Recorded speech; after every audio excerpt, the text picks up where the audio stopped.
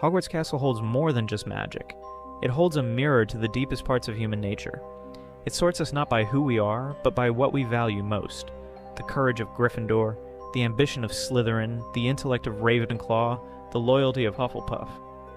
But within these virtues lie hidden fractures, strengths that, when pushed to their breaking point, become our most dangerous flaws. This is the Dark Psychology of Hogwarts, a journey into the shadows of the Four Houses, starting with the one that has been feared the most. For decades, one name in the wizarding world has been whispered with a mix of fear and contempt: Slytherin, the house of Voldemort, the home of Death Eaters, a den of serpents where ambition curdles into pure evil.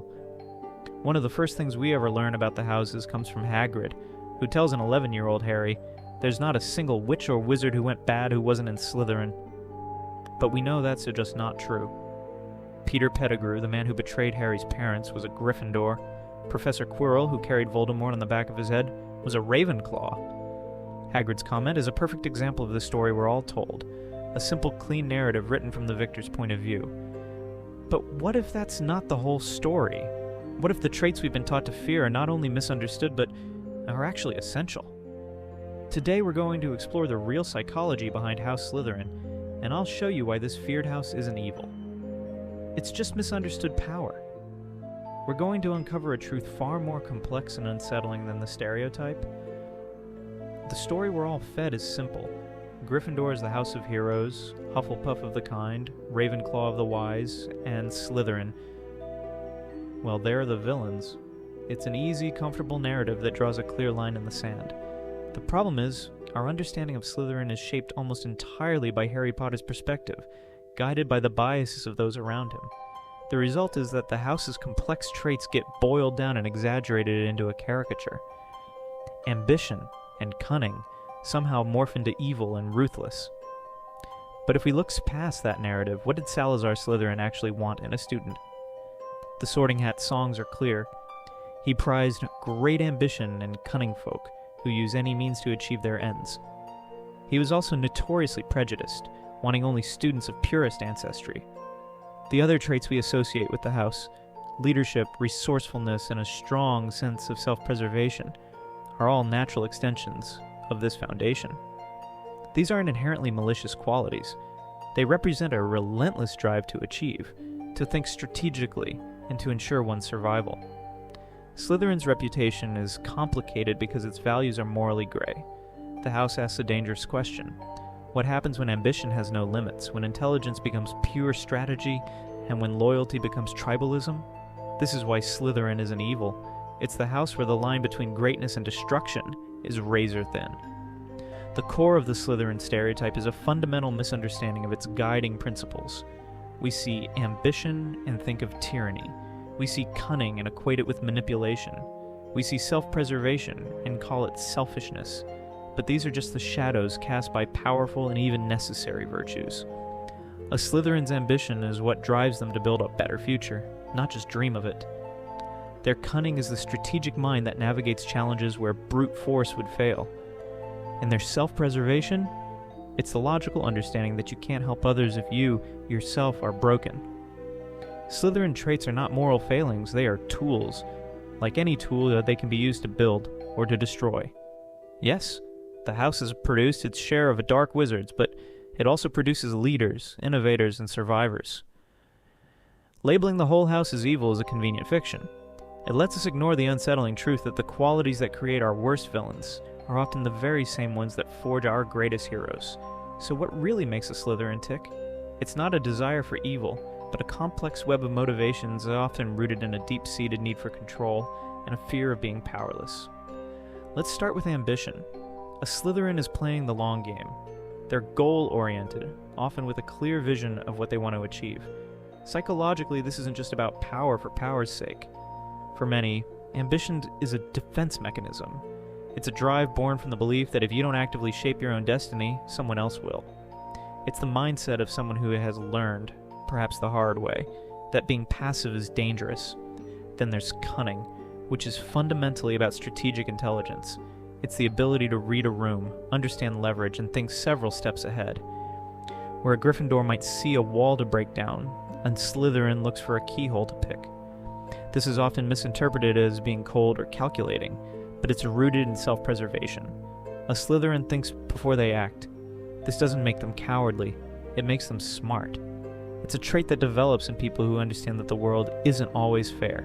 If you don't protect yourself, who will? However, every strength has a shadow. Here we can use a modern psychological concept as a lens, the Dark Triad, which consists of narcissism, Machiavellianism, and psychopathy. It's important to state that this is just an interpretive tool, not a part of the official lore. But when Slytherin's core values are left unchecked by empathy, they can curdle into these darker forms. Unhealthy ambition becomes narcissism, a desperate need for admiration. Cunning, stripped of ethics, becomes Machiavellianism, the willingness to exploit others.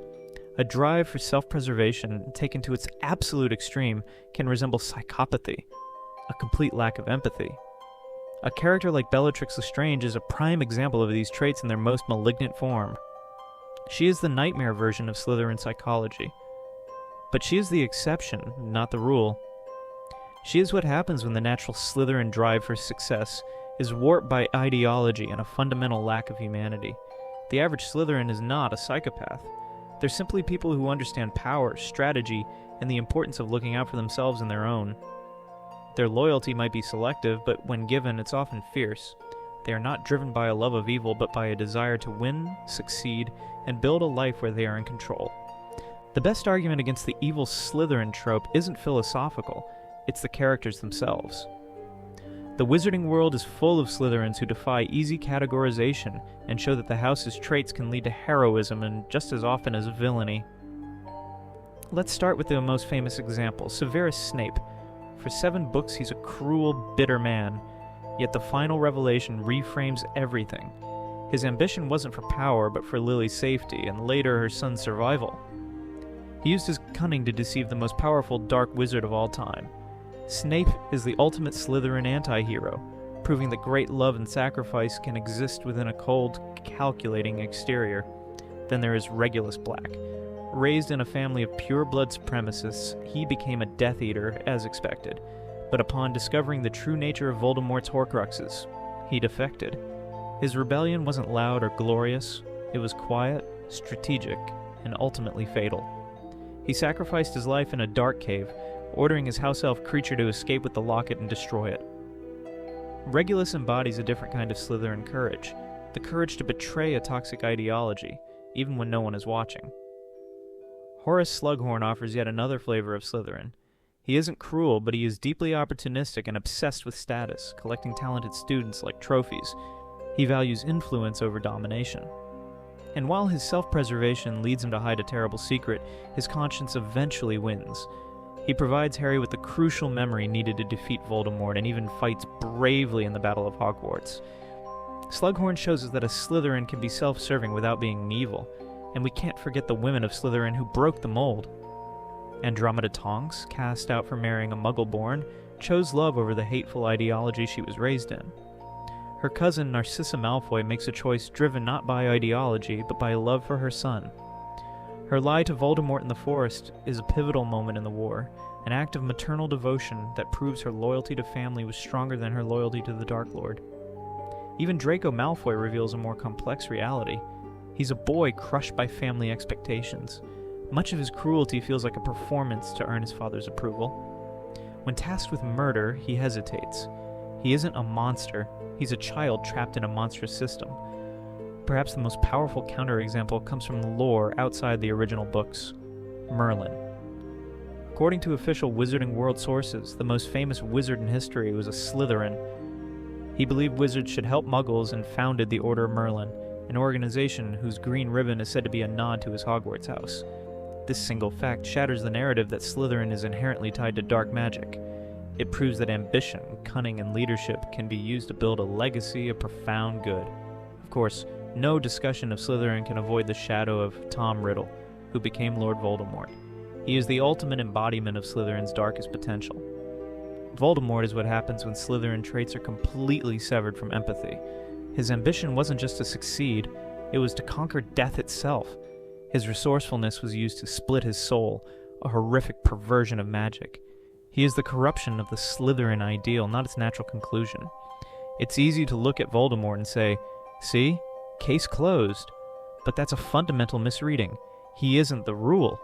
He is the catastrophic exception. The problem wasn't the engine of ambition itself, it was the total lack of any guiding conscience. He didn't become a monster because he was a Slytherin. He was drawn to Slytherin because his monstrous nature resonated with a twisted interpretation of its values. He saw greatness and interpreted it as domination. To blame the entire house for Voldemort is like blaming a car manufacturer for a crash caused by a reckless driver. The potential for power is not inherently evil. The evil lies in how it's used. Voldemort used his house's traits for pure destruction, but other Slytherins like Merlin use those same traits to build and protect. He is Slytherin's greatest shame, but he is not its identity. So, is Slytherin evil? No. Slytherin is the house of power, and power will always be a double-edged sword. The traits Slytherin values, ambition, cunning, resourcefulness, are tools. They are the tools of survivors, leaders, and people who refuse to be passive observers in their own lives. In the hands of a Merlin, they foster peace. In the hands of a Snape, they fuel a hidden war fought for love. In the hands of a Regulus Black, they spark a quiet rebellion.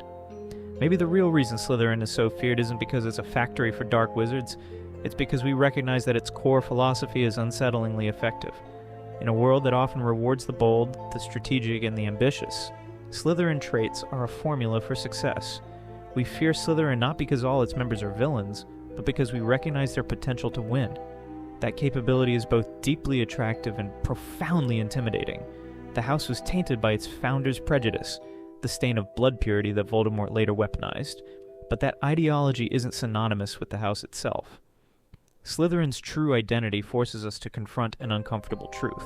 The line between a hero and a villain is not about the qualities they possess, but how they choose to use them.